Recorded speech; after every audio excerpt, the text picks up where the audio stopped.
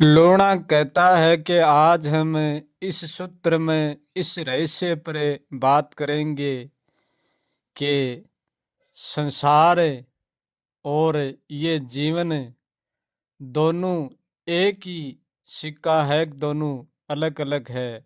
आज हम इस सूत्र पर बात करेंगे कि संसार क्या है और जीवन क्या है। लोणा कहता है कि संसार का और जीवन का सिक्का तो एक ही है, परंतु उन दोनों का पहलू अलग अलग है और ये पहलू काम भी अलग अलग करते हैं और अलग अलग करके दिखता एक ही काम है।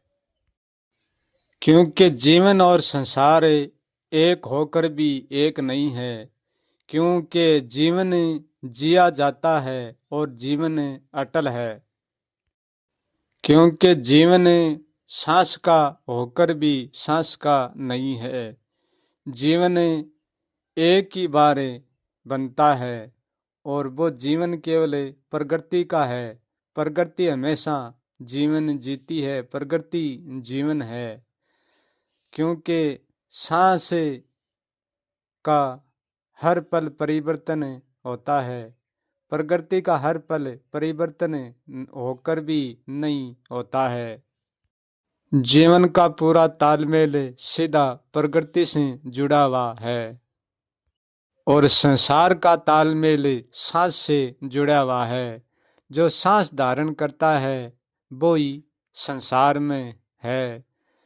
चाहे जीव जंतु, पशु पक्षी, घास फूस, पेड़ पौधा, हर प्रकार के प्राणी, मनुष्य, नर नारी, जो भी है, जो प्राण धारण करता है वो सांस धारण करता है, वो ही संसार कहलाता है और वो ही रोज बनता है और बिगड़ता है। इसलिए संसार का और जीवन का महत्व दोनों को अलग अलग होता है। लोणा कहता है कि पूरे अस्तित्व का जीवन, पूरे ब्रह्मांड का जीवन चोरी से ही तो आया है और ये जब जाएगा, जब चोरी से ही जाएगा। क्योंकि ये जीवन तब आया था तब उनको देखने वाला कोई भी नहीं था और ये जीवन जब जाएगा तब भी उनको देखने वाला कोई नहीं होगा। क्योंकि अस्तित्व ही जीवन है और प्रकृति अस्तित्व है और अस्तित्व ही ब्रह्मांड है। और यदि इस ब्रह्मांड को कोई देखने वाला था तो वो कभी भी नहीं कहेगा कि मैंने ब्रह्मांड को आते देखा था, इस जीवन को आते देखा था और मैं इसको जानते को भी देखूंगा। ये वो कभी नहीं कहेगा। ये जीवन कब आया था, ये अस्तित्व कब आया था और ये कब जाएगा या नहीं जाएगा, इसके बारे में कोई नहीं जानता है। और यदि इसके बारे में कोई जानता है, कहता है, तो वो सत्य नहीं है, वो केवल एक तुक हो सकता है। जैसे जीवन को आते जाते किसी ने नहीं देखा है, ऐसे ही इस मानव प्राणी को आते जाते किसी ने नहीं देखा है और ना कोई देख पाया है। ये शरीर हमारे जीवन का घर है, ये प्रकृति का हिस्सा है और ये प्राणी आवागमन का संसार है। जहाँ सांस है वहीं संसार है और संसार है वहीं आवागमन है। जहाँ सांस नहीं है वहाँ जीवन तो है, परंतु संसार नहीं है। ये जीवन तो अनंत अपार है, परंतु ये सांस अनंत अपार नहीं है। क्योंकि सांस की सीमा बहुत दूर नहीं है, ये सीमित है और ये जीवन तो असीमित है। संसार का जो भी प्राणी जीवन में आता है वो चोरी से ही आता है और चोरी से ही जाता है। कोई भी तो उनको आते नहीं देखते हैं और कोई भी उनको जाते नहीं देखते हैं। जब प्रथम प्राण शरीर में आते हैं तो प्राण को कोई भी व्यक्ति नहीं देख सकता, वो चोरी से ही आते हैं और जब अंतिम प्राण शरीर को छोड़कर जाते हैं तो कोई भी व्यक्ति प्राण को नहीं देख सकते हैं, वो चोरी से ही शरीर को छोड़ देते हैं। चोरी का मतलब है कि प्राण आते और जाते ना तो प्रथम दिखते हैं और ना अंतिम समय दिखते हैं।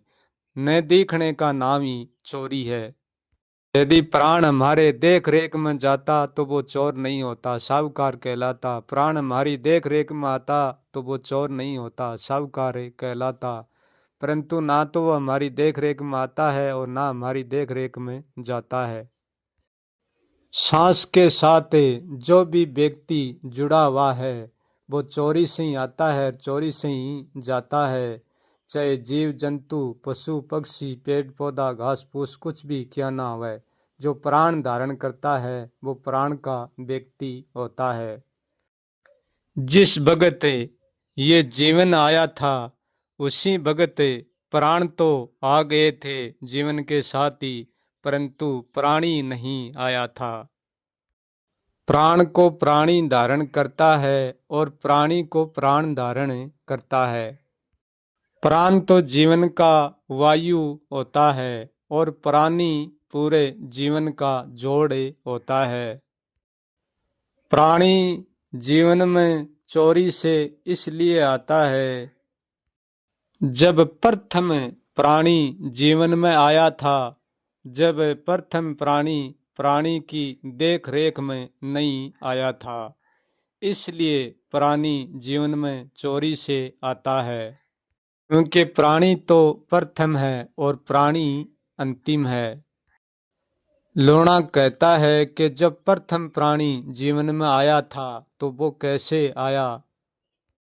जब प्राणी का प्रथम शरीर बनाया गया तब वो प्राण की देख रेख में तो बनाया गया था, परंतु प्राणी की देख रेख में प्रथम शरीर नहीं बनाया गया।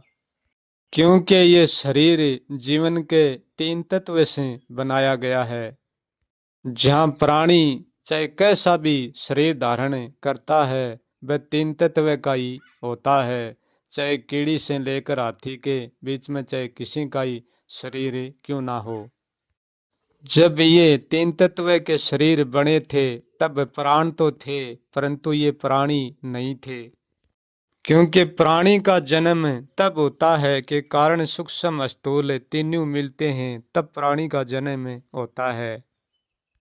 और ये 3 तत्व का गर्भ है, ये 3 तत्व का गर्भ इस धरती की गोद में ही बनाया गया है।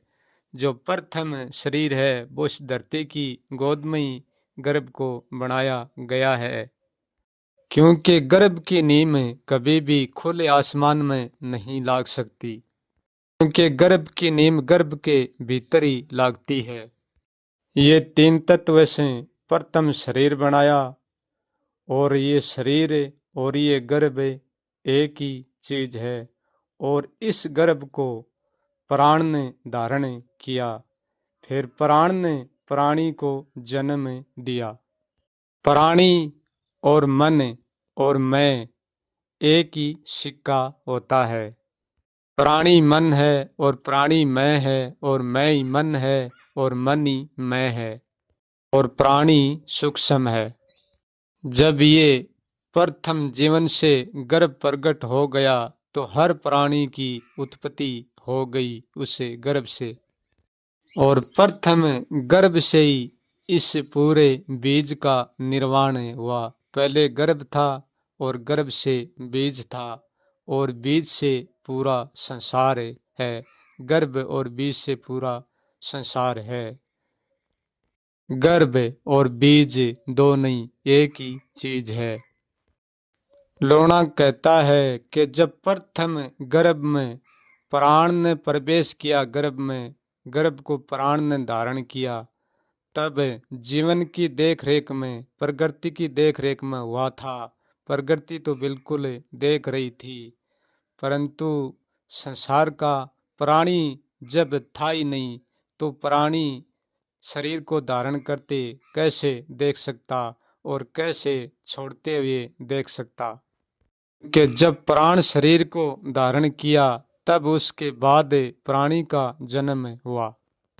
जब व्यक्ति शरीर में आया था, जब भी व्यक्ति को कोई नहीं देखा, और जब व्यक्ति इस शरीर को छोड़कर जाता है तब भी कोई नहीं देखता है, क्योंकि शरीर को पहले प्राण धारण करता है, प्राणी नहीं, व्यक्ति नहीं।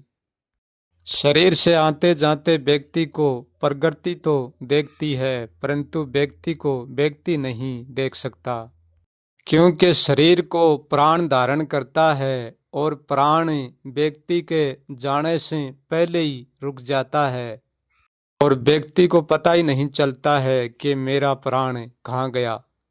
जब प्राण पहले ही रुक जाता है तो शरीर के 9 द्वारों में व्यक्ति कई बार तड़फड़ाता है, परंतु प्राण रुक तो व्यक्ति से पहले ही जाते हैं, परंतु प्राण बहुत धीरे धीरे शांत होते हैं।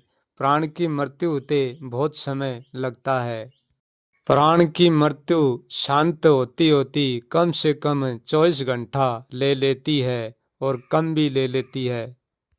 और प्राणी तो द्वारों में मिनट 2 मिनट ही तड़फड़ाता है, फिर द्वारों से छूट जाता है। व्यक्ति के प्राण रुकने का फिक्स टाइम कोई भी व्यक्ति नहीं कर सकता, नहीं बता सकता। जब व्यक्ति स्वयं शरीर से छूटता है तो उनका भी कोई फिक्स टाइम नहीं बता सकता, क्योंकि फिक्स टाइम प्रकृति ने व्यक्ति को बता नहीं रखा है। जब शरीर से शरीर टकराता है तो गर्भ से ही गर्भ निकल कर गर्भ में साबित हो जाता है, और गर्भ एक अंधेरे की गुफा है। उसी अंधेरे में अंकुर हो जाता है, बीज फूट कर गर्भ फूट कर और अंकुरित होकर बाहर जब आता है, जब बीज शरीर में निपुण होकर और खुले मैदान में बाहर आता है, तब सबसे प्रथम प्राण उनको छूता है। प्राण उनको छू लेता है और पूरा प्रकाश उनको छू लेता है, पूरी चेतन सत्ता उनको छू लेती है। हमारे शरीर को पूरा प्रकाश और प्राण शक्ति छू लेती है, और हम प्राण को छूते हैं और प्रकाश को छू लेते हैं। जब शरीर बाहर आएगा तो प्राण को चाह कर भी छोड़ना पड़ेगा और न चाह कर भी छोड़ना पड़ेगा, और प्राण शक्ति को भी शरीर चाह कर भी छोड़ना पड़ेगा, न चाह कर भी छोड़ना पड़ेगा। छोया तो दोनों अपने आप ही जाते हैं। अब शरीर को धारण करना प्राण पर निर्भर करता है, करना है या नहीं करना है। 90% शरीरों को प्राण धारण कर लेता है, चाहे वह शरीर कैसा ही हो और किसका ही क्यों ना हो। 10% शरीरों को प्राण धारण नहीं करता है। वह शरीर मृत्यु होते हैं और वह मृत्यु में ही पहले से ही होते हैं और वह बिखर जाते हैं। वह कभी भी संसार में नहीं उतरते हैं, क्योंकि जो शरीर सांस में नहीं उतरता है वो जीवन में तो होता है, परंतु वो संसार में नहीं होता है। वो संसार में कुछ देर के लिए तो आता है, पर ज़्यादा देर टिकता नहीं है। वो फिर पाछा बिखर जाता है, उनका जोड़ टूट जाता है, वो अपने तत्व में फिर से विलीन हो जाता है। परंतु 10% शरीर को प्राण न धारण करने से इस ब्रह्मांड में, इस जीवन में कोई भी फर्क नहीं पड़ता है, इस संसार में कोई फर्क नहीं पड़ता है। परंतु फर्क इस बात से पड़ता है कि शरीर जो गर्भ से बाहर आ गया खुले मैदान में, उसको प्राण को धारण करना ही पड़ेगा, क्योंकि प्राण शक्ति शरीर के मामले में नहीं धारण करने का कोई भी प्रश्न नहीं उठता। प्राण को शरीर धारण करना ही पड़ेगा। जब तक ये जीवन रहेगा, जब तक ये गर्भ रहेगा किसी न किसी रूप में, और जब तक ये गर्भ रहेगा, जब तक ये प्राण को शरीर धारण करना ही पड़ेगा। कोई उपाय नहीं है रोकने का। व्यक्ति अंतिम सांस को जानते और प्रथम सांस को आनते, इसलिए नहीं देख सकता, क्योंकि जब प्रथम शरीर में ये सांस प्रवेश किया था, जब देखने वाली प्रकृति थी, व्यक्ति था ही नहीं, इसलिए व्यक्ति नहीं देख पाता है। क्योंकि व्यक्ति कर्म की पहचान से बनता है, सांस कोई कर्म की पहचान से नहीं। सांस एक जीवन का रहस्य है।